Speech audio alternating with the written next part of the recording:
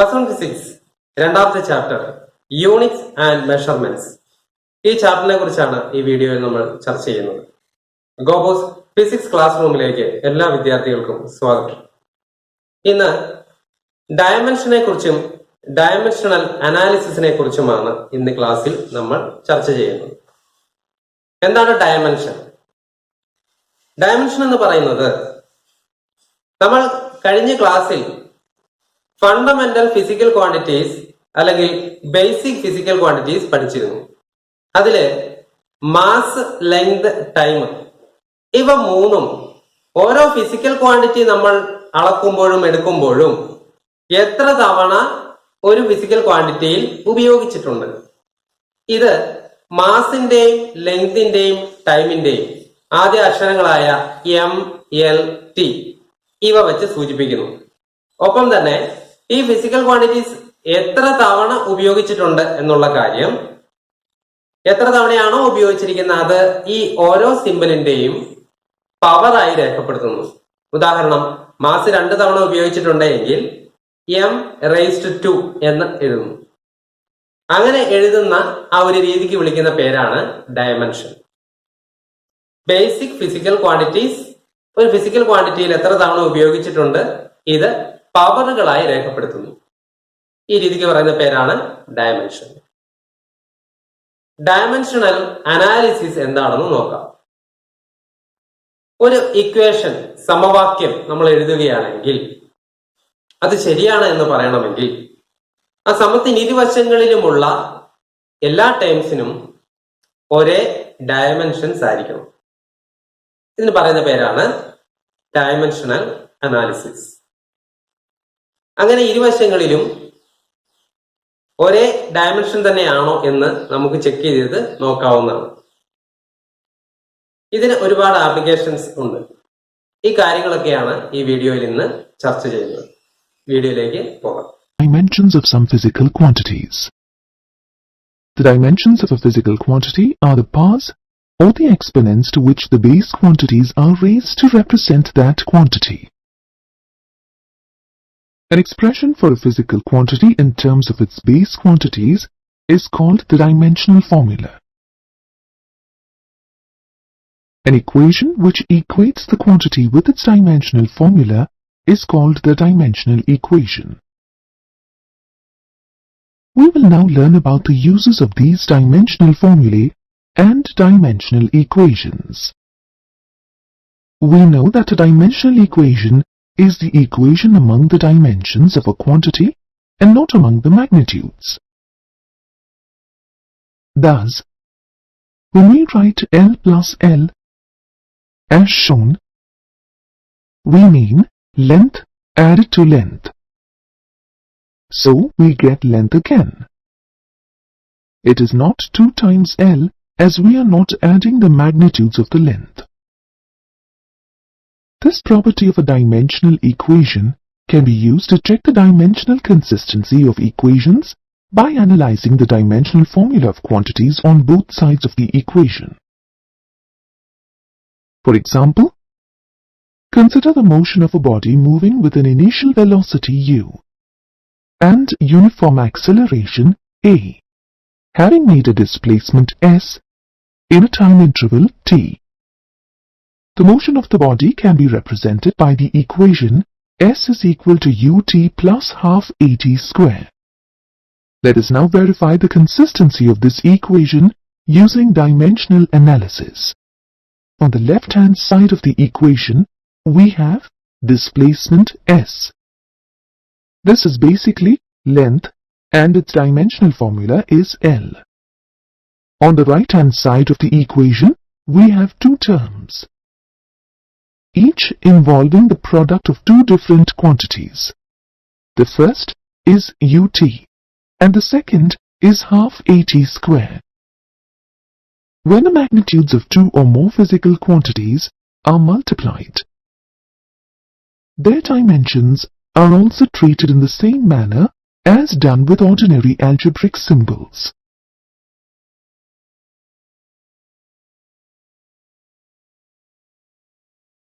In this case, in the first term, it is the product of velocity and time. The product of the dimensions of these quantities is Lt power minus 1 into t, as shown. On simplification, we get L. The second term on the right-hand side of the equation is half at square. Half is a constant and thus does not have any dimensions. In the first term, it is the product of acceleration and time square. The dimensions of A are Lt power minus 2 and that of t are t. Thus, the dimensions of at square are as shown. Taking the dimensional formula of the physical quantities in both the terms on the right-hand side of the equation, substituting their corresponding dimensions and simplifying, we find it is equal to L, which is the dimension of length as obtained on the left-hand side of the equation. Thus, the dimensions of the quantities on both sides of a given equation are the same. This proves that the equation is correct. It is very important to note that physical quantities represented by symbols on both sides of a mathematical equation must have the same dimensions. This principle is called the principle of homogeneity of dimensions and is useful in checking the accuracy of an equation.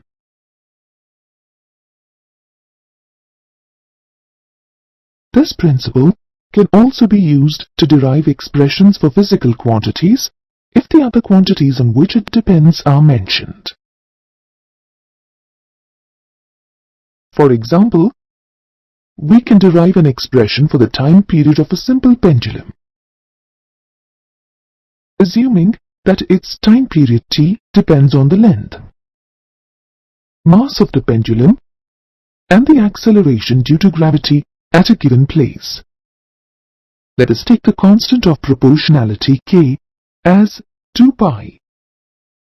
We assume that the time period is proportional to L power A, M power B, and G power C, where A, B, and C are constants. Replacing the proportionality symbol, we get a constant k. Hence, the time period is equal to k into L power A, M power B, G power C.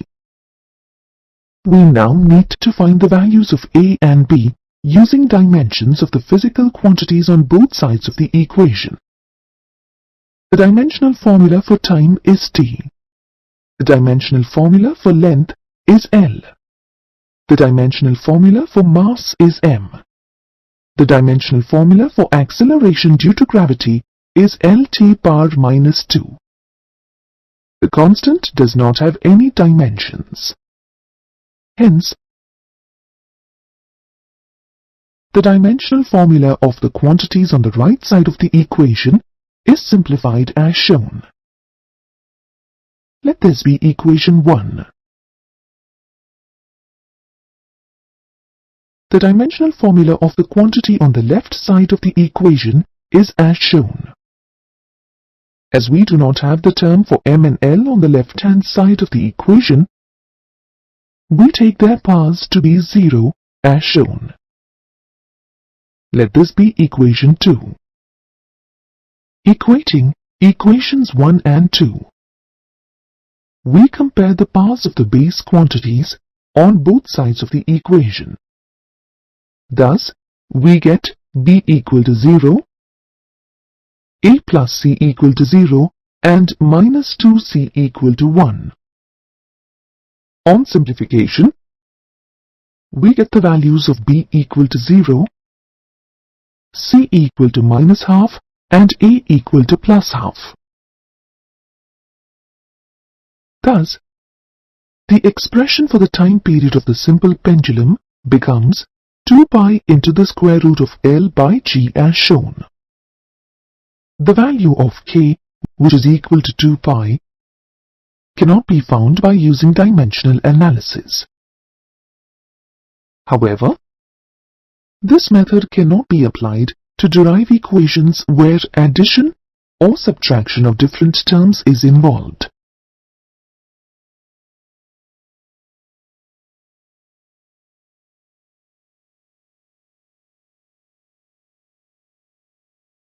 For example, we cannot derive the equation S is equal to ut plus half at square using dimensional analysis, even though we checked its dimensional consistency.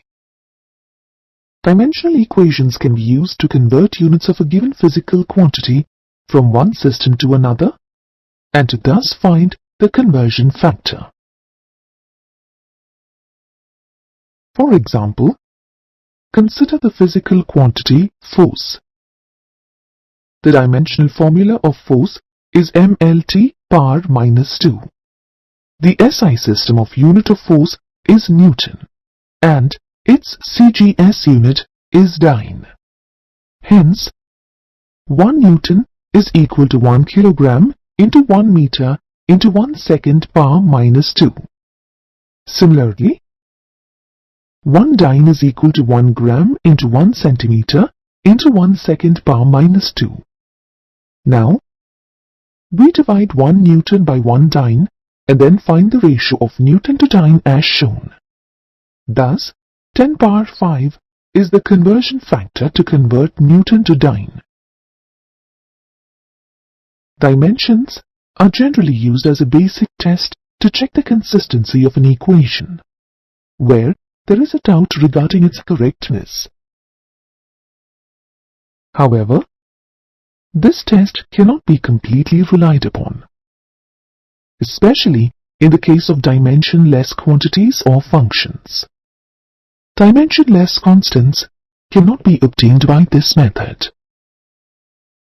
For example, the arguments of some dimensionless functions such as trigonometric, logarithmic, and exponential functions cannot be obtained using dimensional analysis. The ratio of similar quantities results in a pure number, which is again dimensionless. For example, angle is the ratio of arc length to radius, which is length divided by length. Absolute refractive index of a medium is the ratio of the speed of light in a vacuum to that in a given medium, which is the ratio of speed to speed. The test of consistency of dimensions not only tells us the consistency of units, but also helps the user ignore the units to be mentioned and conversions among multiples and submultiples of units. If an equation is put to the consistency test using dimensional analysis, and if the equation fails, it means that the equation is proved incorrect. If the equation passes the consistency test, it does not mean that the equation is correct. Thus, an equation proved to be dimensionally correct need not be an exact equation, but an equation that is proved to be wrong dimensionally must be a wrong equation. The dimensional analysis method is very useful in drawing relationships between various interdependent physical quantities. This analysis can only test dimensional validity, but not the exact relationship between the physical quantities in any given equation. The dimensional method cannot differentiate between physical quantities which have the same dimensions. For example, even though the quantities energy and torque have the same dimensions, they are completely different in every sense.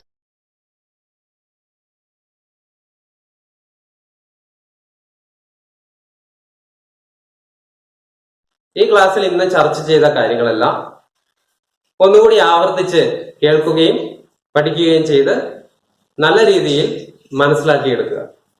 ഫിസിക്സിന്റെ ഏറ്റവും basic ആയിട്ടുള്ള കാര്യങ്ങളെ പറ്റിയാണ് ഈ ചാപ്റ്ററിൽ ചർച്ച ചെയ്യുന്നത്.